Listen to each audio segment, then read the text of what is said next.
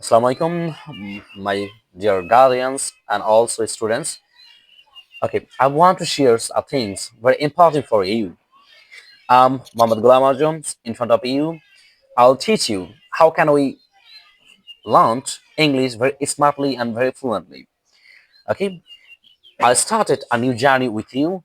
I'm a founder and CEO Ajam English Cares, and also I was a teacher Cyprus Bogra branch from 2023 to 2025. I was a co-founder of Abdul Rashid Memorial School, which is situated at Korotla Shibganj, Bogura. So I gathered my knowledge about kids and junior spoken, also adult spoken. What is the process? What is the finest process, the tricks and techniques by using my students learn speaking English?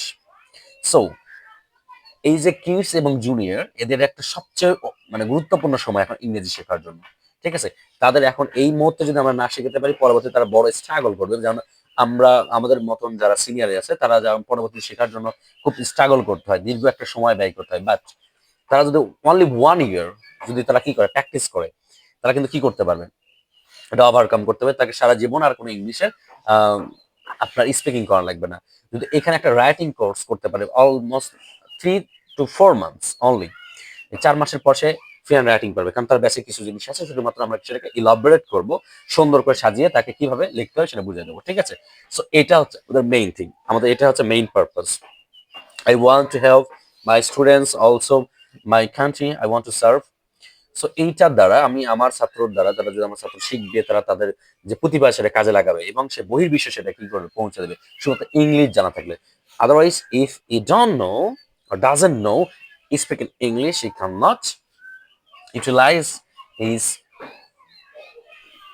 knowledge properly. Okay, is a main point.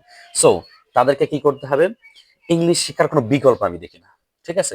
পৃথিবীতে এমন কোনো দেশ নাই যেখানে ইংলিশের চর্চা করা হয় না, কম বেশি করা হয়। ঠিক আছে? আর যদি আমরা ফর এক্সাম্পল আমি যদি ইন্ডিয়াতে যে আমাকে হিন্দি ভাষা শেখা লাগে। ঠিক আছে? হিন্দি ধরেন আমি কথা কথা পেয়ে গেলাম। আমি ছোটবেলা থেকে বা মুভি-টুভি দেখে আমি শিখছি। কিন্তু আমি যখন চাইনিজে যাব, চায়নায় যাব, চাইনিজ ভাষা কেমনে পাবো মান্দারিন? এটা তো পৃথিবীর সবচেয়ে ভয়ংকর একটা ভাষা ভয়ংকর বলা যাবে না, কঠিন, খুব কঠিন একটা ভাষা। সুতরাং এই ভাষা শেখা কিন্তু আমাদের কাছে খুবই টাফ হয়ে যাবে। যদি ফর এক্সাম্পল আমরা যদি জাপানে যাই, হুম? বা মালয়েশিয়া মালয় ভাষা আমরা জানি না। হ্যাঁ? কোরিয়ান ভাষা আমরা পারি না।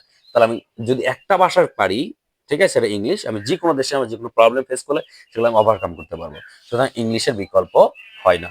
ঠিক আছে? সুতরাং আপনি হ্যাঁ, ওকে এবং আপনার সন্তানকে প্রত্যেককে শিখতে হবে তার ভালো ক্যারিয়ারের জন্য, তার যেকোনো সে বিজনেস করতে চায়, ডাক্তার, ইঞ্জিনিয়ার যেকোনো পেশায় যেতে পারে, যে চাকরি করবে না তাকে লাগবে। ইংলিশের বিকল্প বর্তমানে নাই। আর সামনে তো ফুড ইন্ডাস্ট্রিয়াল রেভলিউশন হচ্ছে সবগুলো রোবোটিক্স গুলো হইলেও সেগুলোতে ইংলিশ ইনপুট করা হবে। এআই প্রযুক্তি চলে যাচ্ছে আমাদের। সো আমাদেরকে বাচ্চাদেরকে একটা সেই পর্যায়ে নিয়ে যেতে গেলে আমাদের স্পিকিং ইংলিশের কোনো বিকল্প নাই। সুতরাং দেখা হচ্ছে ক্লাসে। টিল দেন আল্লাহ হাফেজ।